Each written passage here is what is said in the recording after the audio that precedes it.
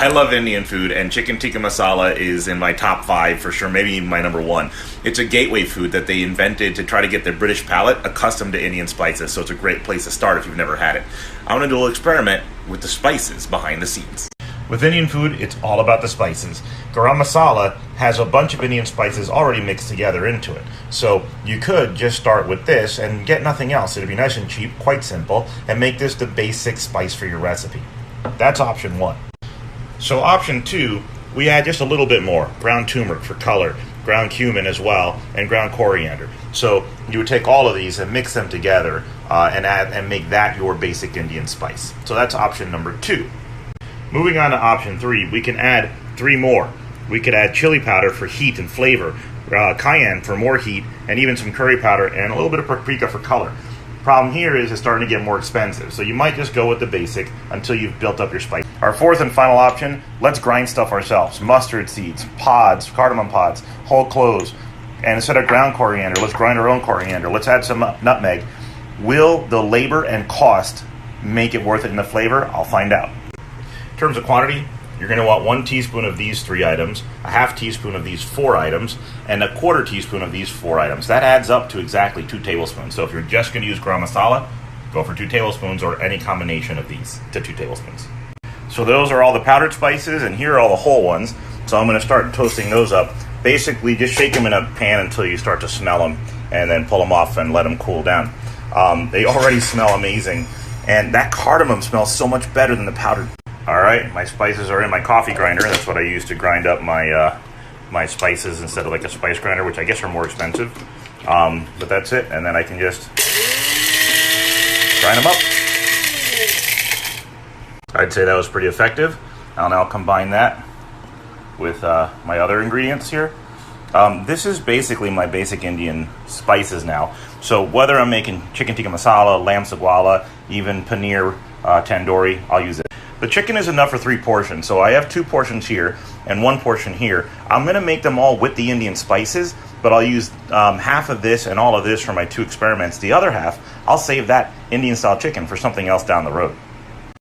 So that's the blend that I made, that I ground up. And over here, that's just a straight out of the bottle garam masala. So now we have to make the Indian marinade. Whenever you marinate lamb or chicken or even shrimp and fish, this works. Alright, I just mashed up some garlic and ginger together, and I'm going to mix it with 1 container of yogurt, and I'm going to add 1 tablespoon of the garam masala into one and 1 tablespoon of my spice into the other for the marinade.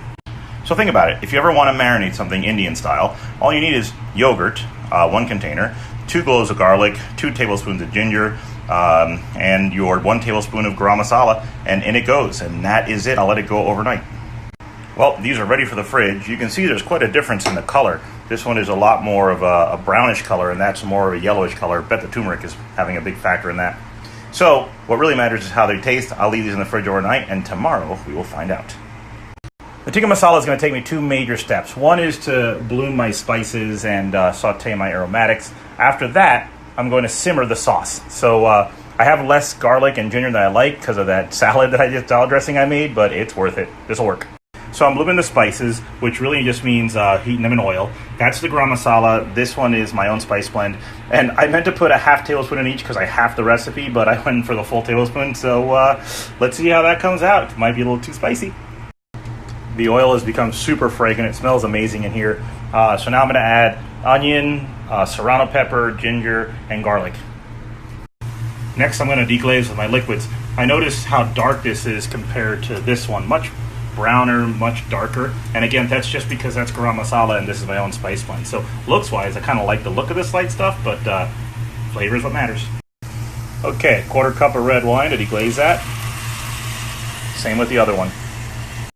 In addition to the red wine, I added some lime, half of a lime to each one, and I just added some tomato sauce. You can also use tomato paste to bump up that tomato flavor. I would do that at the onion stage. I skipped it today because I didn't have any on hand, but it works. I think because of the extra spice, these have come out a little darker than they usually do. It's usually a nice bright red. The last ingredient is 1 tablespoon of honey, and then we let it simmer for 20 minutes, and the sauce is ready.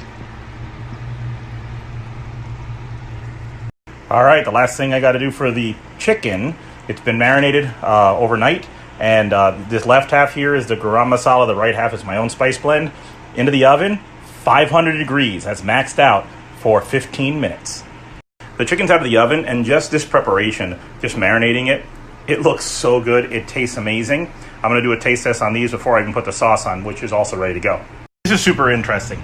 The chicken, I kind of like the basic garam masala plus paprika and whatever else more than the complicated one. However, when it comes to the sauces, I vastly prefer the sauce with the more complicated spices. So that's an interesting find so far. Remember, I made 2 portions, so half of this, I'm going to actually put that in the freezer, and I'll reheat that with a taco or something exciting.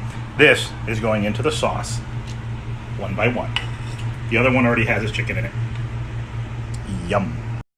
Chicken tikka masala is really just spaghetti sauce, but you enhance it with ginger, garlic, serrano, honey, and lime, and of course Indian spices. And then simmer meat in it for 20 minutes. Even if you didn't marinate the meat first, it's going to be delicious. So try it. Oh, and I almost forgot. You do mix yogurt into that sauce at the very end, and that lightens up that color, also adds a beautiful tang to the flavor. So don't forget the yogurt.